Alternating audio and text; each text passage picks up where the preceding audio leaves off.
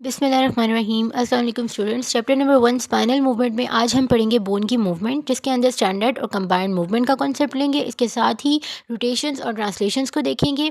Bone की movement, rolling, sliding, gliding का concept लेंगे। अगर आप देख सकते हैं कि जो बोन और जॉइंट की मूवमेंट होती है उनका आपस में एक कनेक्शन होता है। बोन की मूवमेंट यानी कि जो ऑस्टियोकाइनेमैटिक्स है वो प्रोड्यूस करती है जॉइंट के लेवल पे मूवमेंट। फर्स्ट हमारी आर्म मूव करती है, देन वो मूव कराती है एल्बो को एक साथ, और फिर एल्बो से अगर हम फर्दर ऊपर फ्लेक्शन की तरफ जाएं तो फिर हमारा शोल्डर जॉइंट भी इन्वॉल्व हो जाता है। तो मीन्स के बोन की मूवमेंट यानी कि ऑस्टियोकाइनेमैटिक्स रिजल्ट्स इन दी ऑर्थोकाइनेमैटिक्स यानी कि जॉइंट मूवमेंट। अब यहाँ पर बोन मूवमेंट को हम फर्दर डिवाइड करते हैं दो टाइप्स में। टू टाइप्स हैं, first is rotation and the second one is translation. Rotation को हम कर्व्ड मूवमेंट कहते हैं। ये बहुत बेसिक कॉन्सेप्ट है जो कि हमारा फर्स्ट सेमेस्टर का कॉन्सेप्ट है। हमें ऑलरेडी पता है कि rotation means that angular movement, curved movement around an axis, and the translation means that the linear or the parallel movement to the axis in a one plane. Rotation of the bone produce the joint movement like rolling and gliding, लेकिन जो translation of the bone है वो result होती है in the linear movement like the traction, compression and the glide. ठीक है, अब ये कॉन्सेप्ट बहुत बेसिक है। आपको अगर ये कॉन्सेप्ट अभी समझ आ जाए तो फर्दर ऑर्थोपेडिक मैनुअल थेरेपी की जो टेक्निक्स हैं वो आपके लिए समझना बहुत आसान होगा।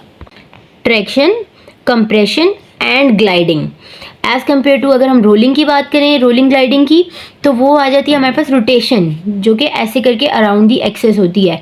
तो ये बता रहे हैं कि हमारे बोन जो है जब रोटेट करेगी तो रोलिंग प्रोड्यूस होगी या ग्लाइडिंग, जब वो ट्रांसलेट करेगी तो हमारे पास ट्रैक्शन या फिर कंप्रेशन या फिर ग्लाइडिंग जो है वो प्रोड्यूस होगी। अगेन इस टेबल को आप देख लें कि रोटेटरिक मूवमेंट यानी कि कर्व मूवमेंट में दो तरह की मूवमेंट है, स्टैंडर्ड या कंबाइंड। ये आगे फर्दर हम डिस्कस करेंगे। ट्रांसलेटरिक मूवमेंट में भी तीन मूवमेंट्स आ जाती हैं, लॉन्गिट्यूडनल बोन की सेपरेशन, अप्रोक्सीमेशन या फिर ट्रांसवर्स जो है पैरेलल मींस के ग्लाइडिंग। ग्लाइडिंग आ जाती है या अप्रोक्सीमेशन या सेपरेशन, ट्रैक्शन, कंप्रेशन। स्टूडेंट्स अब हम बात करते हैं rotations of the vertebral bone.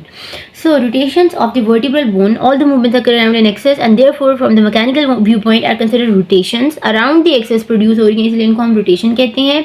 Standard means कि यूनिएक्सियल यानी किसी एक एक्सिस के अराउंड बोन की मूवमेंट हो रही है प्योर कार्डिनल स्विंग के साथ। ठीक है, फ्लेक्शन या एक्सटेंशन की अगर हम बात करें, सिंगल मूवमेंट। कंबाइंड मूवमेंट हमारे पास जो होती है वो होती है अ कॉम्बिनेशन ऑफ मूवमेंट, यानी कि जिसके अंदर फ्लेक्शन, साइड बेंडिंग, रोटेशन एक साथ इन्वॉल्व हो तो उसको हम कहते हैं कि ये कंबाइंड मूवमेंट है। तो ये standard movements and called anatomical movements. Anatomical movements and the movement axes and the movement plane are in the anatomical plane.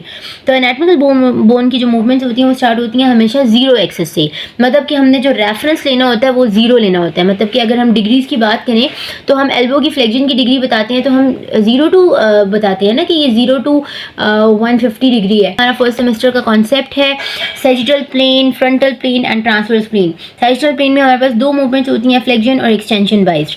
Flexion और एक्सटेंशन मूवमेंट्स क्यों होती हैं? क्योंकि वो राइट एंड लेफ्ट जो है ना हमारे मूवमेंट को, सैजिटल प्लेन वही होता है जो राइट एंड लेफ्ट जो है डिवाइड करता है। इसी तरह फ्रंटल प्लेन वो होता है जो कि एंटीरियर एंड पोस्टीरियरली डिवाइड करता है, फ्रंट एंड बैक।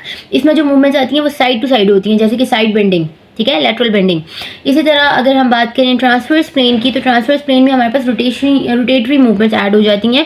ठीक है, इसमें हमारे पास रोटेशन आ जाती है क्लॉकवाइज और एंटी क्लॉकवाइज डायरेक्शन। रिलेट किया इन मूवमेंट्स को विद दी बोनी स्ट्रक्चर्स के साथ कि जैसे कि अगर हम स्पाइन के लेवल पे फ्लेक्शन करवाएं तो वही बात जो मैंने आपको पहले बताई थी कि अगर हम स्पाइन के लेवल पे फ्लेक्शन कराएं, लंबर फ्लेक्शन, तो मेरे जो स्पाइनस प्रोसेसेस हैं पीछे, ठीक है, जो नोकीले से स्पाइनस प्रोसेसेस निकले होते हैं, मैं आपको एक मिनट बना के दिखाती हूँ। अच्छा, तो यहाँ पर फ्लेक्शन और एक्सटेंशन की बात हो रही है कि जो फ्लेक्शन है फॉरवर्डली, अगर हम वेंट्रली फ्लेक्शन करवा रहे हैं, स्पाइनस प्रोसेस मूव करेंगे क्रेनियली। ऑफ कोर्स जो स्पाइनस प्रोसेस हैं यहाँ पे आप देख सकते हैं कि ये ऐसे नोकीले पीछे से जो निकले होते हैं, ठीक है, स्पाइन पे जो स्पाइनस प्रोसेस हैं, ये ऑक्सीपिट है बंदे का, ठीक है। तो ये जो स्पाइनस प्रोसेस है जब वो फ्लेक्शन करेगा तो ये क्रेनियली जाएंगे, एज कम्पेयर टू जब वो एक्सटेंशन करेगा तो ये स्पाइनस प्रोसेस नीचे की तरफ यानी कॉर्डली जाएंगे। ऊपर की तरफ क्रेनियल कहा जाता है, टुवर्ड्स द क्रेनियम, एंड नीचे जो कॉर्डा इक्विना होता है उसके लेवल पे यानी नीचे की तरफ आ रहे हैं, तो मीन्स के कॉर्डली जा रहे हैं। Right rotation is the rotation the clockwise direction viewed from the cranial direction.